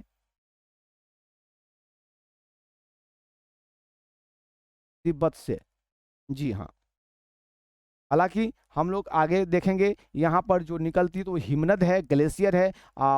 जब नदी पढ़ेंगे तो नदी के बारे में ज़्यादा देखेंगे। यमुनेत्री हिमनद अलग है, गंगोत्री हिमनद है, गंगोत्री हिमनद भी हम लोग समझने का वहाँ एक अध्ययन करेंगे। चलिए सर आगे हम लोग बढ़ते हैं। हम लोग इस कड़ी में जो दो जम्मू कश्मीर और हिमाचल प्रदेश के जो कुछ दर्रे को देखे हैं, अब हम लोग आगे देखेंगे उत्तराखंड के कुछ दर्रे को। उत्तराखंड यह क्षेत्र हो गया हमारा उत्तराखंड, तो यह उत्तराखंड का भी कुछ दर्रे को देखेंगे। उत्तराखंड में दर्रे आएगा मानाला, नीतीला और लिपुलेख ला भी कह सकते हैं। मानाला, नीतीला और लिपुलेख, या ला भी जुड़ा हुआ मिलेगा, लिपुलेख ला। तो ये उत्तराखंड के सारे हैं। इसमें लिपुलेख ला जो है यही रास्ता देती है कैलाश मानसरोवर यात्रा के लिए। जी हाँ, कैलाश मानसरोवर यात्रा पे अगर जाते हैं तो कैलाश मानसरोवर की रास्ते पर अगर जाते हैं तो उत्तराखंड से अगर जाते हैं तो इसी लिपुलेख दर्रा होकर के रास्ता है कैलाश मानसरोवर पर जाने के लिए। यहाँ से जाने वाले इस दर्रा से जिनको नज़दीक होता है उस हिसाब से देखेंगे तो यहाँ उत्तर प्रदेश ये रहा ये उत्तर प्रदेश या फिर मध्य प्रदेश या राजस्थान या दिल्ली, इन सारे क्षेत्रों के लोग जो गुजरते हैं तो इसी लिपुलेख दर्रा होकर के लिपुलेख दर्रा होकर के गुजरते हैं। लेकिन इधर के लोग, असम के लोग या बिहार, इन सारे एरिया के जो लोग अगर जाएंगे तो फिर वो सिक्किम में एक दर्रा है नाथुला दर्रा, नाथुला दर्रा सिक्किम में है, तो उस होकर के भी गुजरात माने रास्ता है मानसरोवर जाने के लिए, तो वहाँ से भी लोग जाते हैं। जी सर, तो इस तरह से इसको भी हम लोग जानने का प्रयास करेंगे। यहाँ हमने कहा कि सबसे महत्वपूर्ण है लिपुलेखला। एक बार फिर से हम लोग पीछे चलते हैं। हमने बानिहाल, चांगुला और खारदुंगला तीन दर्रे का चर्चा किया। एक बनिहाल तो विश्व की सबसे, भारत की सबसे लंबी सुरंग, जवाहर सुरंग बना, इसलिए बनिहाल बोला। चांगुला में सिंधु नदी का उद्गम स्थल है और खारदुंगला में विश्व की सबसे ऊंची मोटर गमन दर्रा है, जहाँ मोटरसाइकिल से वहां जाया जा सकता है। ये चीज मैंने बताया, और ये सभी जम्मू कश्मीर में थे। और इसी को अगर देखें तो ये हिमाचल प्रदेश में, ये सारे दर्रे जो हैं सो कहाँ थे? हिमाचल प्रदेश में।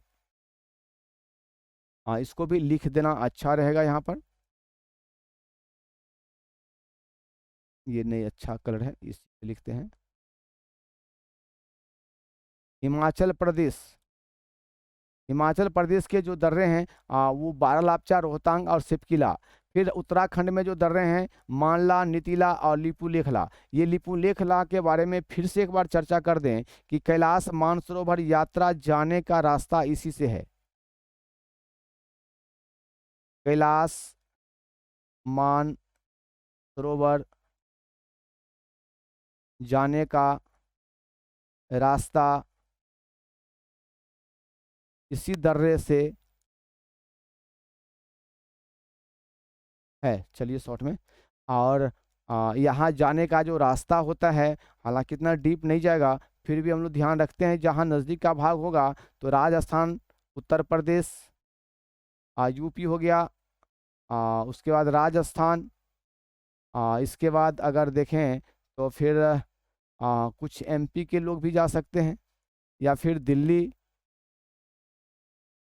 ये लॉजिकली भी हम लोग समझ लेंगे कि ये दर्रे को मैंने दिखाया, जो अगर ये दर्रा जब अरुणाचल उत्तराखंड में है तो ये इस एरिया के लोग ही इस रास्ते से गुजरेंगे यदि मानसरोवर की यात्रा करनी होगी। यहाँ एक चीज़ हमने ये बताना चाहा कि सिक्किम में भी एक महत्वपूर्ण दर्रा है जिसे कहते हैं नाथुला, नाथुला दर्रा है, और जेलेपला, दो दर्रे आते हैं वहाँ पर। तो सिक्किम के जो दर्रे हैं उसको भी याद रखना होगा, तो हम इसी पे यहाँ पर लिख देते हैं सिक्किम।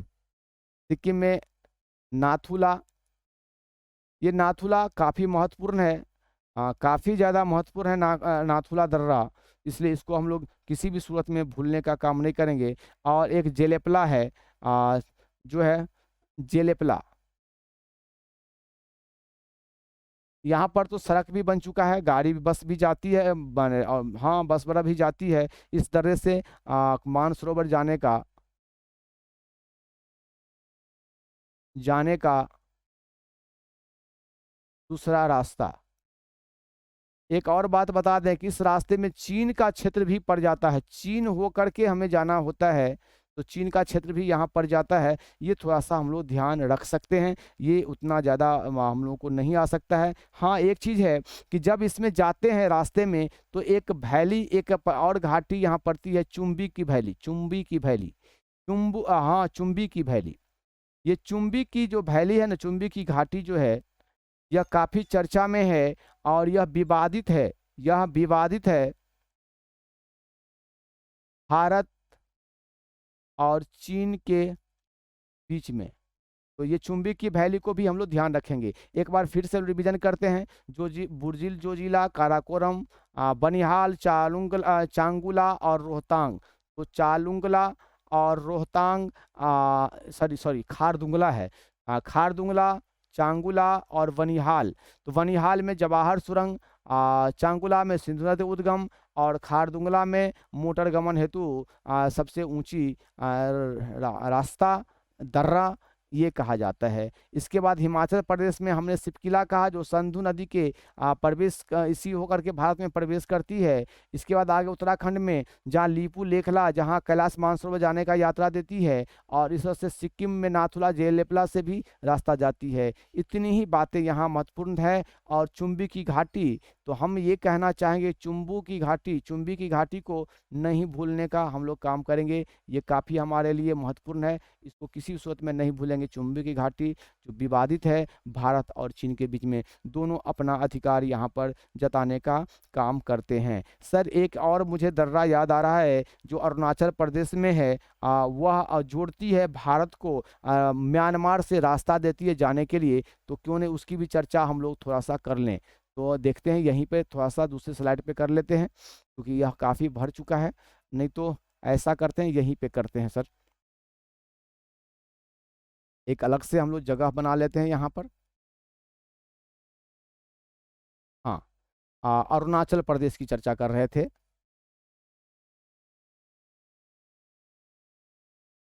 अरुणाचल प्रदेश में जो महत्वपूर्ण दर्रा है, उस दर्रा में हालांकि बहुत दर्रा है वहाँ, बोमडिला, बुमला, तुंग तांग दिहांग दर्रा नहीं सर उतना। दीकू दर्रा जो, एक तो दीफू दर्रा काफ़ी महत्वपूर्ण, हमको जो पूरा हिस्ट्री नहीं याद करना है।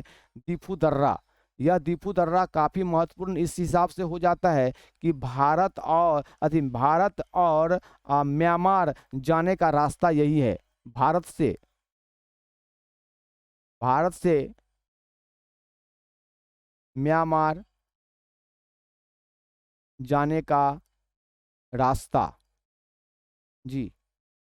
तो ये याद रख सकते हैं, दीफू दर्रा जी सर। दीफू दर्रा हम कह रहे हैं, दीफू दर्रा थोड़ा सा हम लोग ध्यान रखें, दीफू दर्रा को याद कर लें। दीफू दर्रा काफ़ी महत्वपूर्ण है, इसको नहीं भूलेंगे। तो हम मुख्य रूप से एक बार और हम चर्चा करते हैं कि बनिहाल, चांगुला और खारदुंगला ये जम्मू कश्मीर में है, और सिपकिला ये हिमाचल प्रदेश में है, लीपू लेखला उत्तर प्रदेश में है, और नाथुला जेलेपला सिक्किम में है। तो 4 राज्य हैं, चारों राज्य के प्रमुख दर्रों में से एक एक दो दो करके हमने याद रखा। खास करके अगर जम्मू कश्मीर की बात करें तो यहाँ तो 3 होगा, बनिहाल, चांगुला और खारदुंगला। लेकिन हिमाचल प्रदेश में केवल सिपकिला पर हमने बार बार जोर दिया है, और इसके साथ साथ उत्तराखंड में लीपू लेखला का दिया है, और सिक्किम में नाथुला का दिया है। तो आप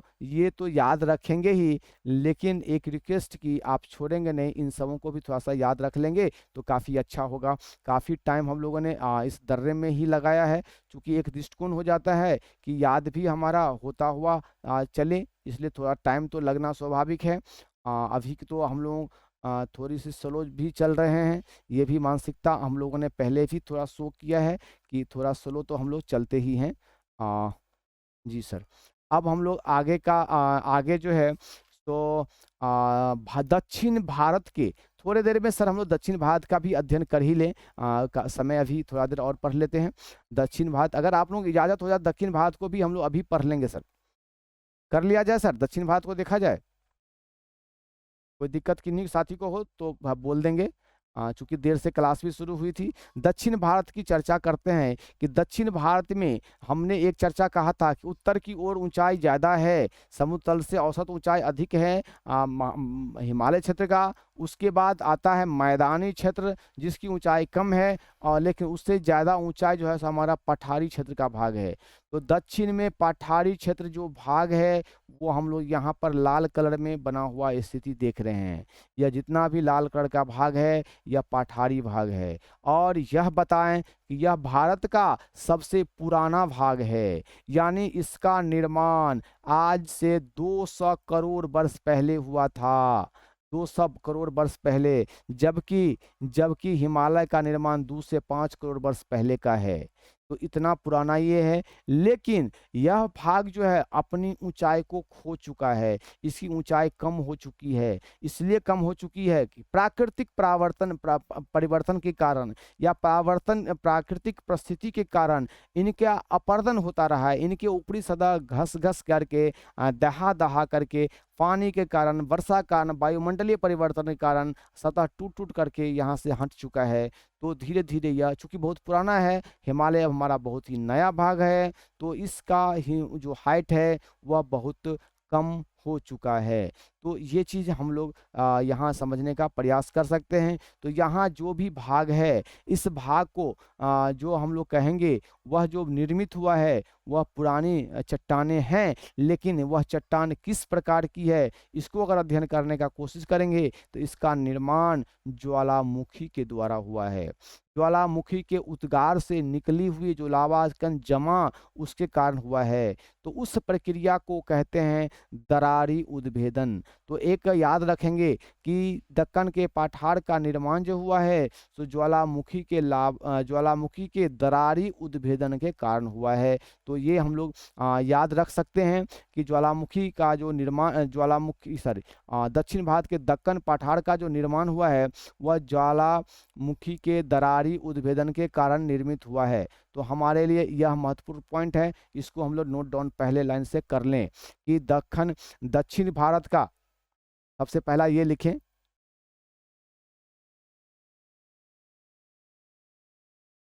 दक्षिण भारत के पठारी भाग को दक्कन का पठार कहते हैं। जी, दक्कन का पठार। अब इसका निर्माण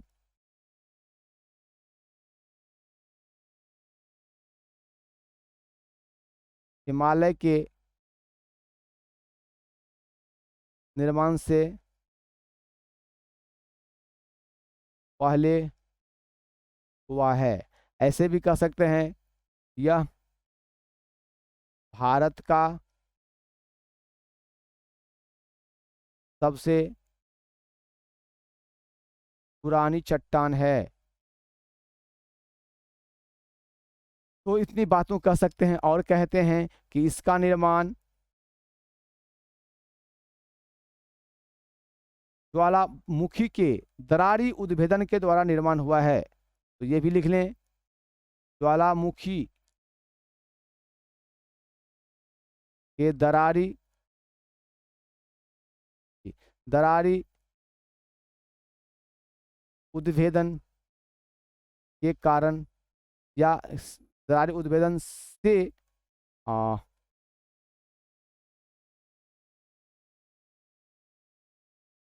दरारी उद्भेदन द्वारा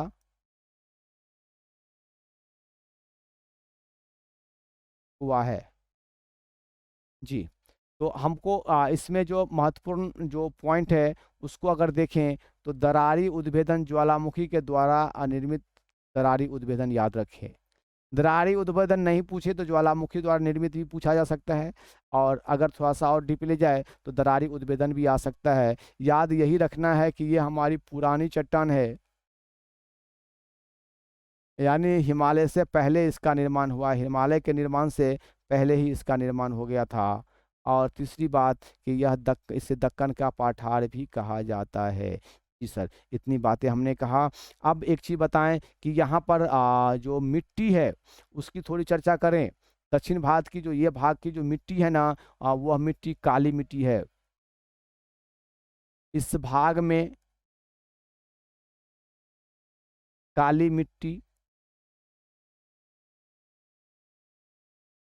पाई जाती है। काली मिट्टी को कपासी मिट्टी भी कहते हैं, ये भी थोड़ा सा यहाँ पर रख लें। काली मिट्टी को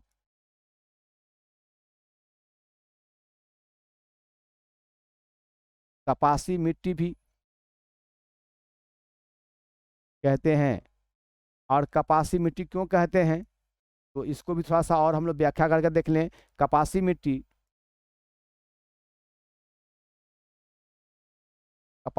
क्यों कहते हैं तो कपास की खेती यहाँ अधिक होती है इसलिए कह सकते हैं। अब कपास की खेती ही यहाँ पर क्यों होती है तो दो बातें यहाँ महत्वपूर्ण है। कपास की खेती ही क्यों होती है इसके लिए एक मिनट, दो बातें महत्वपूर्ण हैं। एक बात तो ये कह सकते हैं कि कपास जल धारण की क्षमता इस मिट्टी में अधिक होती है।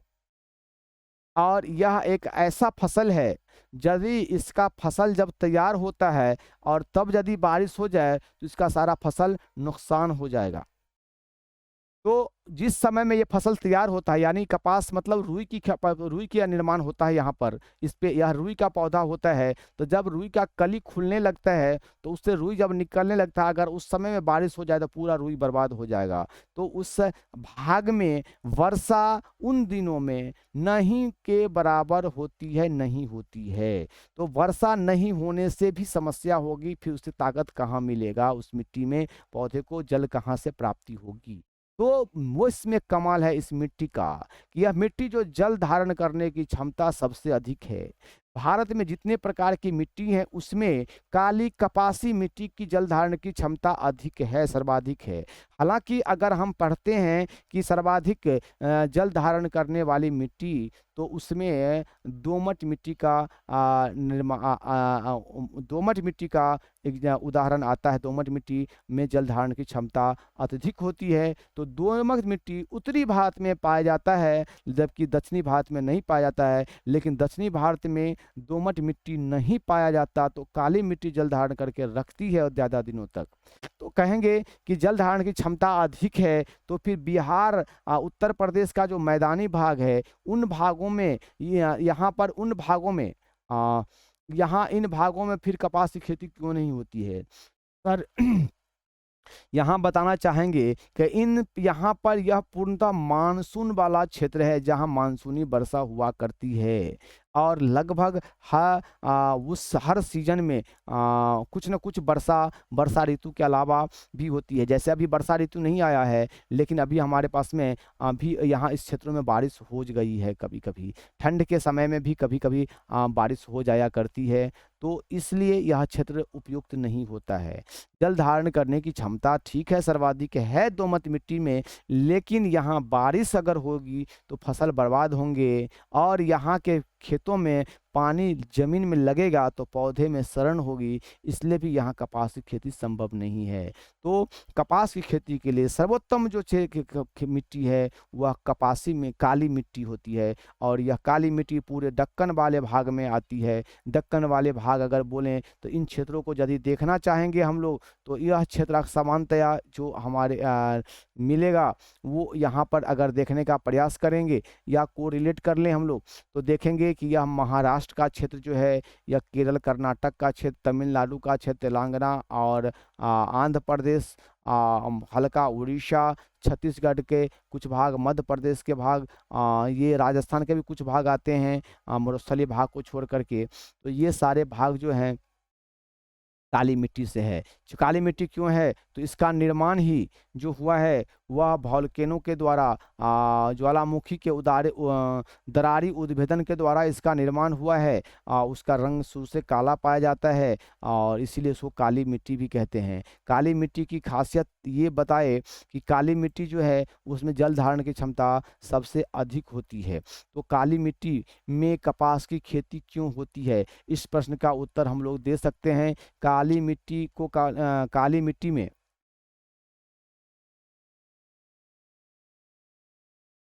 काली मिट्टी में कपास की खेती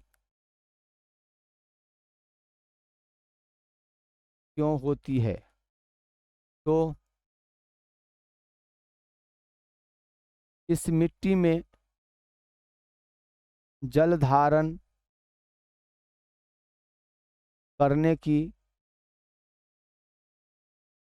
अत्यधिक क्षमता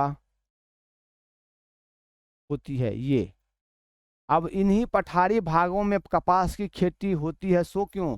तो यहाँ वर्षा बहुत कम होती है, इसलिए। दूसरा, ये पठारी क्षेत्र में कहीं ना कहीं एक ढालू सरफेस बना हुआ है, ढाल बना हुआ है। आगे हम लोग देखेंगे कि इसका ढाल पूरब की ओर बना हुआ है, पश्चिम की ओर ज़्यादा ऊंचा है और पूरब की ओर ऊंचाई कम है। इसलिए इस मैदानी भागों से, सॉरी, इस पठारी भाग से जितने भी नदियाँ निकलती है वह सभी अरब सागर की ओर आकर के गिरती है। जी हाँ सर, ये ध्यान देंगे। और इसका विभाजक रेखा बनता है ये विंध्याचल पर्वत। विंध्याचल पर्वत से इधर जो जाती है नदियाँ वो भी अरब सागर में आती है, लेकिन गंगा वाले क्षेत्र में आकर के गंगा नदी में मिल के सहायक नदी बना के जाती है। और इसके बाद वाले जितने भी नदियाँ हैं वो देखेंगे कि बंगाल की खाड़ी में आके गिरती हैं। अगर एक आध नदी ये ताप्ती नदी को छोड़ देते हैं तो, क्योंकि ये जो है सो अरब सागर में जाके गिरती है, बंगाल की खाड़ी में नहीं गिरती है। एक उल्टी नदी, उल्टी की ओर यानी पश्चिम की ओर गिरने वाली एकमात्र नदी ये ताप्ती नदी है। तो ये भी हम लोग ध्यान रख सकते हैं। ताप्ती नदी जो है, बाकी यहाँ से निकलती हुई गोदावरी नदी देखिए आकर के अरब खाड़ी सागर में गिरती है। और ये कृष्णा नदी भी पश्चिमी घाट से निकलते हुए ये अरब सागर में आकर गिरती है। कावेरी नदी भी यहाँ से निकलते हुए यहाँ पर आके गिरती है। कावेरी नदी को दक्षिण की गंगा नदी भी कहते हैं। गोदावरी नदी को बूढ़ी गंगा भी कहते हैं। ये सब चर्चा हम लोग जब नदी पढ़ेंगे तो करेंगे। कावेरी नदी को दक्षिण भारत की गंगा और गोदावरी को बूढ़ी गंगा ये सब कहते हैं। आगे चर्चा करते रहेंगे हम लोग, लेकिन यहाँ हमने ये समझने का प्रयास किया है कि अरब सागर का सॉरी ये दक्कन का जो पठारी क्षेत्र है उसका ढाल किधर है, तो पूरब की ओर है। ढाल पूरब की ओर है, तो ये भी ध्यान रख सकते हैं। दक्षिण के पठार का ढाल जो है वह पूरब की ओर है, तो यहाँ उसको भी हम लिख लेते हैं। दक्कन के पठार, दक्कन के पठार की ढाल पूरब की ओर है। जी, दक्कन की ढाल दक्कन के पठार की ढाल पूरब की ओर है, जिस कारण से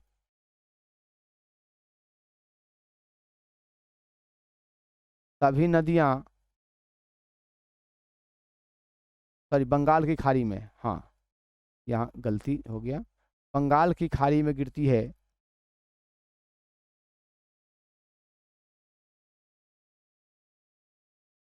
बंगाल की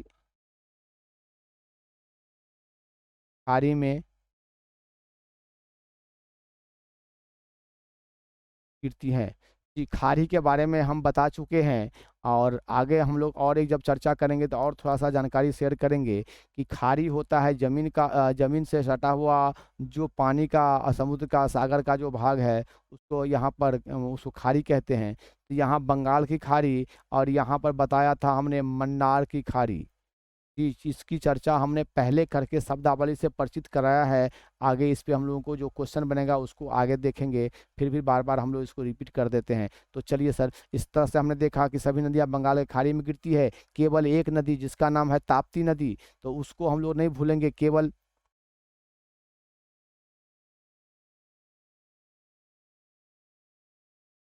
ताप्ती नदी, ताप्ती नदी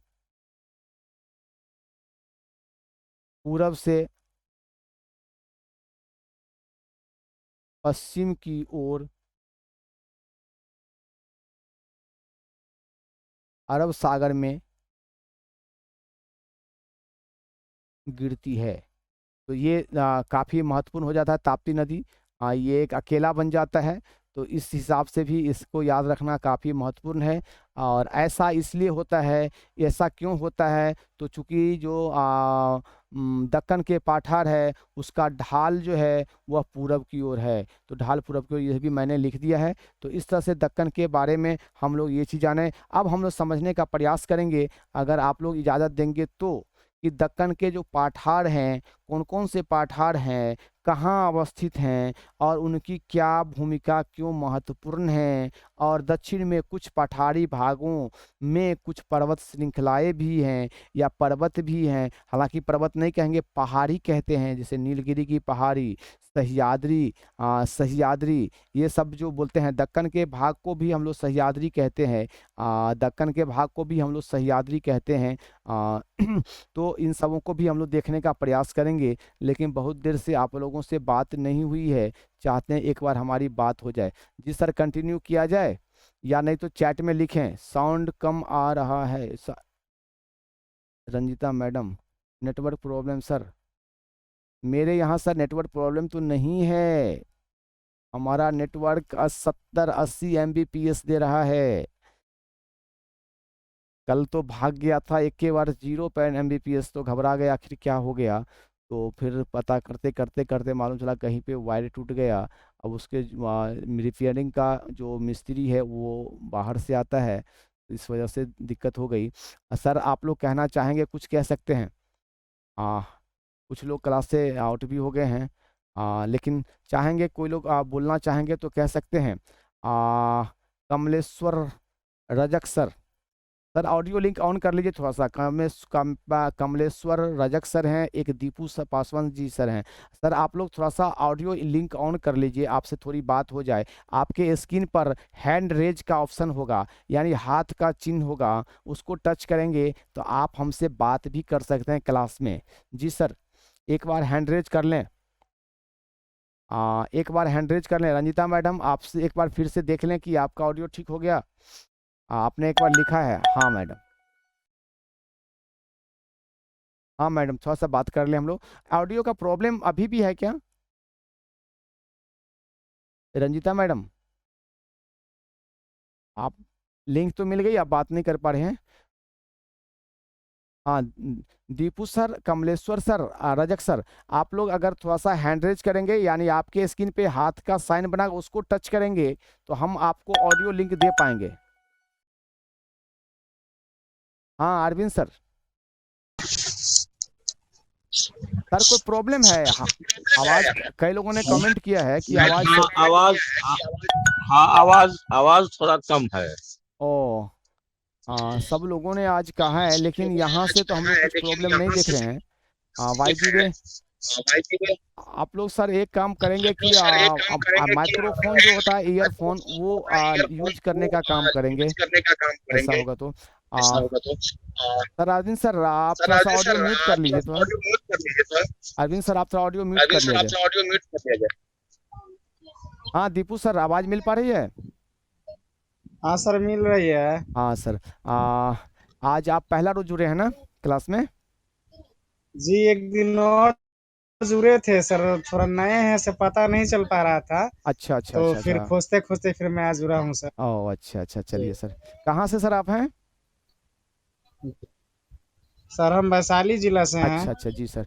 सर इसके बाद भी अगर जरूरत हो तो क्लास के बाद भी हमसे बात कर लेंगे आप, जरूरत पड़े तो।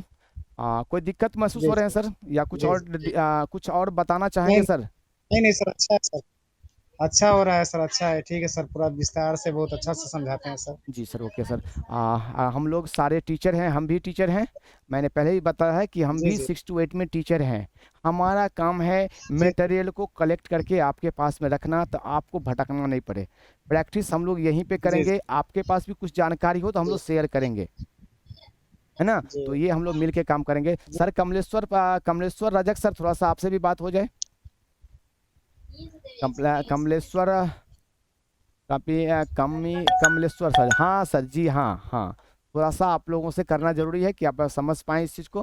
कमलेश्वर रजक सर जी सर। आ, सर आज आपका पहला दिन है, बात कीजिए सर। हमारी आवाज़ मिल पा रही तो आप बोलिए। नहीं मिल पाई सर, नहीं मिल पाई। एक बार और हैंड रेज कर लीजिए, आपका नेटवर्क शायद कमज़ोर है।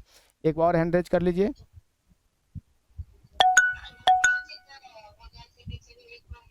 हाँ सर, अब मिल पा रही है आवाज़? जी हाँ। हाँ सर, आवाज़ मिल पा रही है। आज आपका पहला दिन है सर ना? जी हाँ। हाँ सर, कहाँ से आप हैं? मुजफ्फरपुर। मुजफ्फरपुर से सर। सर कुछ का आपने कितना शुरू से क्लास कर रहे हैं सर? हमने देखा नहीं बीच में। जी आ, कोई जी दिक, नहीं, कोई दिक्कत? फर्स्ट दिन है। अच्छा सर, कोई दिक्कत भी हो रही है क्लास में? नहीं ऐसा कोई दिक्कत नहीं है, अच्छा खुशी अच्छा। मिल रही है, अच्छा चलिए सर। जानकारी मिल रहा है। जी सर। हम लोग यही कहना चाहेंगे, फिर से दोहराते हैं कि हम सारे लोग टीचर हैं। हम तथ्यों को अपने अनुभव के आधार पे कलेक्ट करने का काम करते हैं। प्रश्नों का तेवर जो हमारे परीक्षा के दृष्टिकोण से महत्वपूर्ण होता है, उस ओर से लेके चलने का काम करते हैं। न ही अगर ज्योग्राफी पढ़ रहे हैं तो हमें ग्रेजुएशन लेवल का जो पूरा ज्योग्राफी पढ़ना है, केवल हमें परीक्षा के दृष्टिकोण से ये महत्वपूर्ण कि संपूर्णता हमारी आ जाए, हमें किसी भी बिल्कुल पोर्शन से जरूरी एक है। प्रश्न छूटे नहीं, इस हिसाब से हम लोग काम कर रहे हैं। सर वाई दी वे चाहेंगे तो क्लास के बाद हम लोग बात भी कर सकते हैं।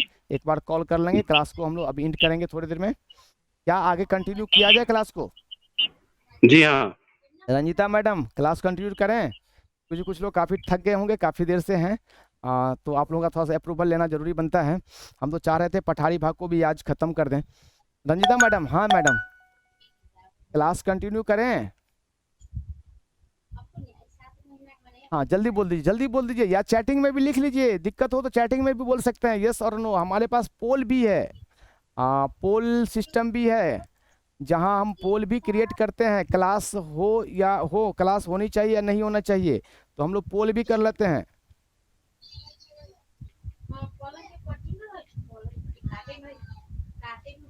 क्लास होना है तो एक, और नहीं होगा तो दो, आप लोग पोल कर सकते हैं सर इसमें। ये देखिए आपके पास एक नोटिफिकेशन जाएगा, जस्ट मिनट, क्लास के बारे में होनी चाहिए या नहीं होनी चाहिए, एक नोटिफिकेशन भी जा, एक मिनट, यस से वाई लिखेंगे, यस में वाई,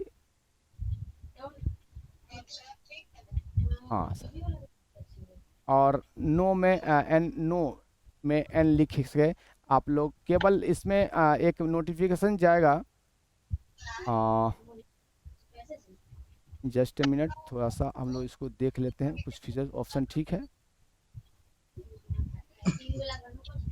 ये हम लोग देंगे केवल 30 सेकंड का जी। अब देखिए, अब आपके पास में दो ऑप्शन आ गया होगा आपके स्क्रीन पे, यस और नो का। जैसे ही करेंगे वो मैसेज आ जाएगा जी, 100% सब लोगों ने यस कर दिया। ओके, तो क्लास कंटिन्यू करते हैं। ओके ओके जी सर। हाँ, थोड़ा और आगे चलते हैं हम लोग, कोई दिक्कत नहीं।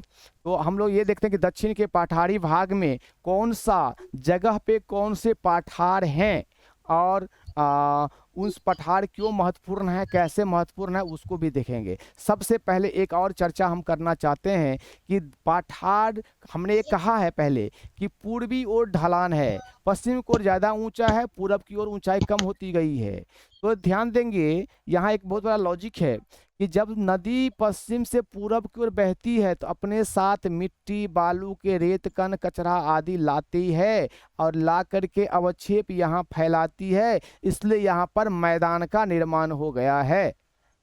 तो पूर्वी घाट का मैदान ज्यादा चौड़ा है पश्चिमी घाट से। इसका कारण यही है कि पूर्वी घाट के मैदानी भाग का जो निर्माण होने का कारण यही है कि पश्चिमी घाट क्षेत्र से भी आने वाले नदियां अपने साथ जो जलोढ़ मिट्टियां लाती है, उसका निक्षेपण यहीं पे कर देता है। यहाँ से अपर्दन होता है, यहाँ पर निक्षेपण होता है। टर्म को तो हमें पढ़ना है, लेकिन सिलेबस से ये अपर्दन निक्षेपण को हटा दिया गया, हमारे बीपीएससी में इस एग्जाम में नहीं आएगा। लेकिन ये शब्दावली यहाँ बाद का जो हम पढ़ेंगे तो जरूरी तो है। तो यहाँ से अपर्दन होकर के पूर्वी घाट में निक्षेपित होती है, इसलिए इस मैदान का निर्माण हुआ है, और ये मैदान सबसे चौड़ी मैदान है पश्चिमी घाट के तुलना में, ये चीज़। अब हम लोग इसमें जो पाठार हैं, इन पाठार को राज्य वाइज, राज्य के आधार पर विभिन्न पाठार हैं, उस पाठार को देखने का प्रयास हम लोग करेंगे, और इस पाठार की क्या महत्व हो सकती है, क्यों महत्वपूर्ण हो सकता है, इस दृष्टिकोण को भी हम लोग देखने का प्रयास करेंगे। तो सबसे पहले हम देखते हैं कि यह बंगाल, सॉरी, ये गुजरात का जो क्षेत्र है, यहाँ पर अगर हम इसको देखें तो गुजरात का यहाँ पर देखिए कुछ ही भाग जो यहाँ कटा हुआ है, जो पठारी भाग है, जी हाँ, बाकी भाग नहीं है गुजरात का, बचा हुआ है। हमारा राजस्थान का यह क्षेत्र है, ध्यान देंगे इस नक्शे पर, यहाँ राजस्थान, तो इस राजस्थान में देख रहे हैं कि इतना दूर, यानी कहने का ये तात्पर्य है कि इतना भाग इधर जो है, इधर मरुस्थल है।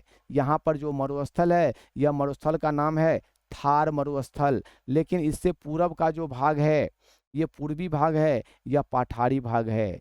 यहाँ पर एक पर्वत है, और उस पर्वत का नाम है अरावली पर्वत। इसका नाम है अरावली पर्वत जी। अरावली पर्वत, यहाँ पर अरावली पर्वत है, जिसका जिसका सबसे ऊंची चोटी, इसका सबसे ऊंची चोटी है गुरु शिखर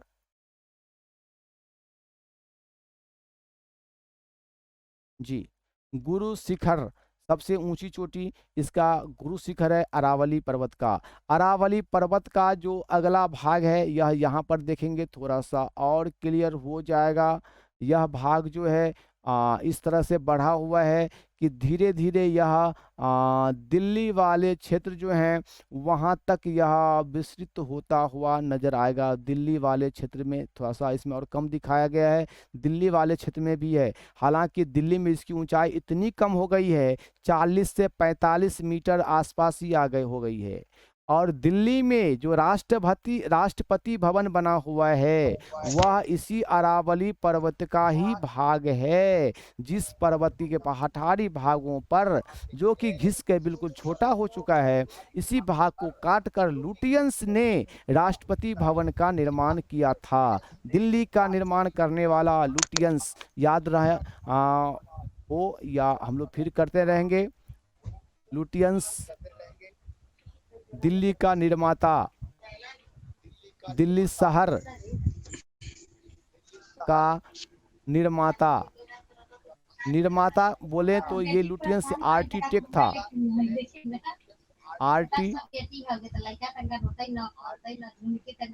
यह आर्किटेक्ट था, तो इसने वहाँ बनाया। दिल्ली एक पठारी क्षेत्र है, हालांकि दिल्ली में जब आप जाएंगे तो वह अनुभव ज़्यादा नहीं कर पाएंगे, क्योंकि बहुत चौड़ाई में ये पठार धीरे धीरे 40 मीटर की ऊंचाई को भी बहुत इतना स्लोप में ढला है कि पता नहीं चलता है। लेकिन हम लोगों को ऊपर से अगर देखा जाए, सैटेलाइट्स के द्वारा देखा जाए तो देख पाते हैं हम लोग यह दिल्ली के भी अरावली पठार को। यहाँ यह भारत का ही सबसे पुराना भाग है, पठारी क्षेत्र में आता है। इसके बाद हम लोग देखेंगे थोड़ा सा और दिल्ली से नीचे उतर के देखेंगे तो यह क्षेत्र जो विंध्याचल पर्वत देख रहे हैं, इसके भाग में जो मुख्य रूप से यहाँ पर ध्यान देंगे उससे थोड़ा सा, हाँ सर, ये मध्य प्रदेश का जो क्षेत्र है, मध्य प्रदेश का जो क्षेत्र है, यहाँ पर खास करके ये एरिया, यहाँ पर मालवा का पठार है। तो हम यहाँ पर जो इंगित करते हैं, यहाँ पर इंगित करते हैं, यह है मालवा का पठार।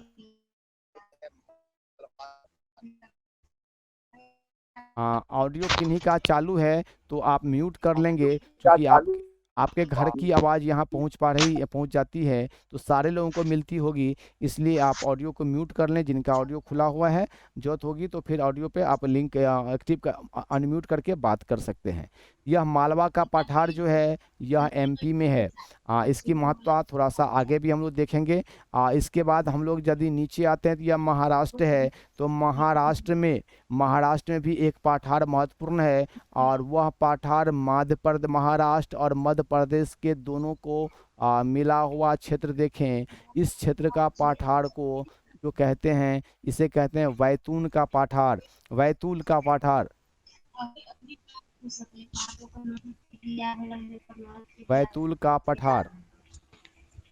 यह जो है वो देख ही रहे हैं, और मैं लिख भी देते हैं। इसे यहाँ पर नहीं लिखेंगे सर, यहाँ पे फिर जो है हमें और भी नाम लिखने हैं तो यहाँ पर नहीं लिखेंगे। इसको हम देख भी रहे हैं, यहाँ लिख सकते हैं तो यहाँ पर लिखें कि वैतूल का पठार जो है।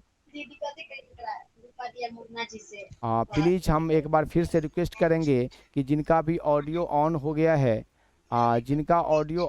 है, कृपया करके उसको म्यूट कर लें। आप लोग म्यूट करने से ये होगा कि हमारे ऑडियो जिनका ऑन है वो म्यूट कर लीजिए, ताकि आवाज़ सबको दिक्कत हो रही है, हमें भी इरिटेशन हो रहा है थोड़ा सा आपका। जी सर, जी